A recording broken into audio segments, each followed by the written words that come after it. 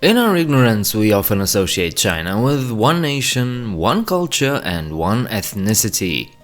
But that, of course, is a mistake. The most populous country on earth is sure to have a bountiful mixture of cultures, you might say, and you'd be right. Some of those cultures are concentrated in some areas in such large numbers that they form their own autonomous regions. Such is the case with Guangxi Zhuang, the first of China's autonomous regions we're gonna talk about in this series. Hi, welcome to 7 Facts. Let's begin with the basics. Guangxi is located in the southern part of China, right next to Guangdong, a province we already talked about in a previous episode. Their names, Guangxi and Guangdong, sound similar by no coincidence. Guangxi is the western expanse, while Guangdong is the eastern expanse. Guangxi is a decently sized region, about as big as Romania in Europe, but with more than twice the population, over 55 million. Large portions are covered with rolling hills and high mountains, so the scenery is actually quite spectacular. Large manufacturing giants are few and far between here, and that might not be good news for the economy, but it certainly bolsters Guangxi's image of a clean green province. Okay, that's enough intro, now let's take a brief look at the history. A long time ago, Guangxi formed the western expanse of a region known as Lingnan, a land inhabited by the ancient Baiyue. These people, known by their short hair, body tattoos, excellent swords, and naval prowess, clashed with the ambitions of the Qin dynasty in 214 BC. General Zhao Tuo claimed southern China for Qin Shi Huang, the emperor that first united China right before his death. The invasion and ensuing civil war that came was the perfect opportunity for the general to establish a separate kingdom, Nanyue, after Qin's death. The following centuries, Guangxi switched between independence and submission to the Han dynasty and others, but they also expanded Chinese culture and influence over this region of the world. It was during the Song dynasty in the Middle Ages that Lingnan was divided in half, giving birth to Guangxi and Guangdong.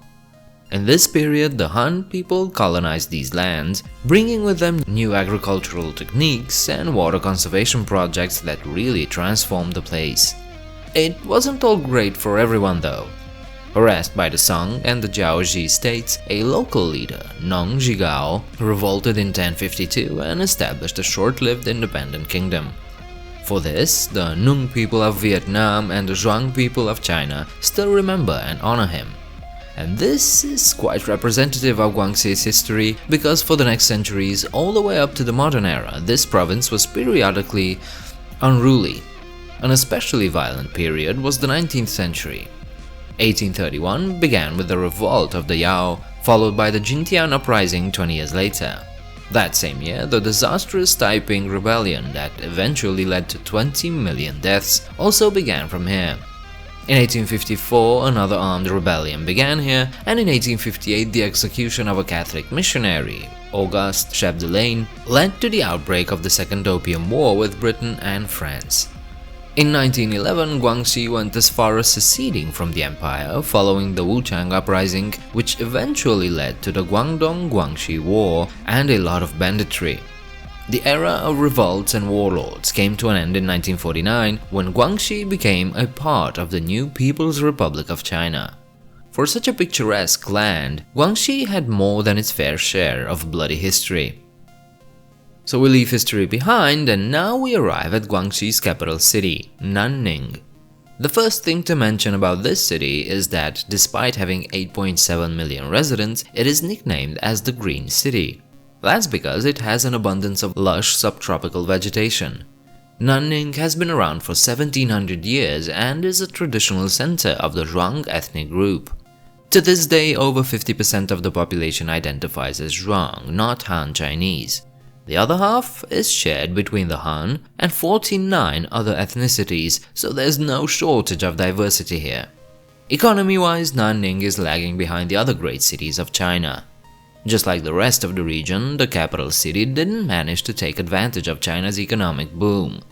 Now, local authorities aim to change that and put a special emphasis on tourism, transportation and industry.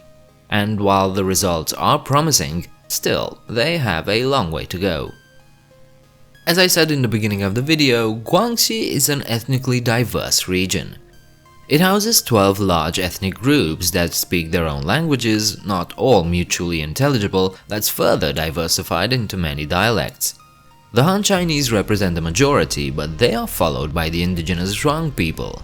Here, they form over 37% of the population, while in China overall, they are the second largest ethnic group. They are descendants of the ancient Baiyue people and speak a Thai language, related to Standard Thai, Laotian, or Myanmar's Shan language. They also have their own religion, Mo, an animistic religion dominated by an earthly supreme god, a dragon water god, and a heavenly thunder god, plus a lot of other deities and spirits. The Zhuang also have a distinct culture rich in written and unwritten folk stories and songs, myths and legends. Again, Zhuang are a major ethnic group of Guangxi, but there are 11 other main ethnicities here and about 40 other minor cultures present. Guangxi is a place where you can experience China like in no other place. Once you arrive in Guangxi, there's one place you'll likely put on your bucket list, the city of Guilin. It is one of China's most popular tourist destinations, and for good reason. I mean, look at the pictures and you'll get why. This city lies on the banks of the Li River, among some of the most spectacular karst peaks on the planet. Guilin itself is quite a large city of nearly 5 million people, but it and its surrounding areas are a unique blend of modern infrastructure and mind-blowing landscapes. And aside from the otherworldly peaks, rivers and lakes, it's also filled to the brim with parks, royal tombs and palaces, caves and ancient stone carvings.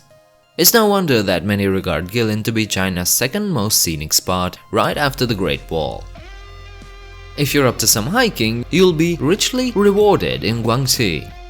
About 100 kilometers from Guilin lie the Longshank rice terraces. That might not sound like something you want to see on your vacation, but trust me, you want to see this place. Built 650 years ago, the terraces undergo a true festival throughout the year, with layers of water in spring, green rice shoots in the summer, rice in fall and frost in winter. These are some of the steepest terraces found anywhere in the world, reaching up to 1100 meters in height, with some terraces lying on slopes of 50 degrees.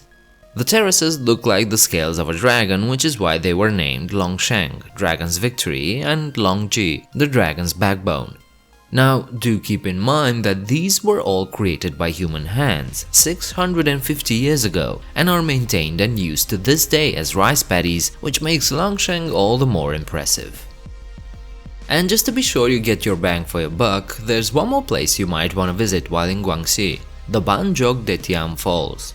These two waterfalls span 300 meters, drop 30 meters below, and the thundering effect of the water hitting the cliffs can be heard from afar. What makes Banjo Waterfall so captivating is its incredible display of water running dazzlingly along the stair-like molds, which looks like a giant doorstep of Mother Nature. The falls also form part of the border between China and Vietnam, with one waterfall on China's side and the other on Vietnamese land. This waterfall is extremely popular with Chinese and Vietnamese locals, but is mostly overlooked by foreigners. Which at first glance is kinda weird when you look at these pictures, but in all fairness, it is a bit hard to get there. You will drive or ride a bus for many long hours to get to Banjo, which is maybe why foreign tourists don't come here as often. That was all for this episode. I hope you enjoyed that. Don't forget to like and subscribe before you leave. Leave your comments downstairs, and if you wish to do so, you can help out this channel through my Patreon page.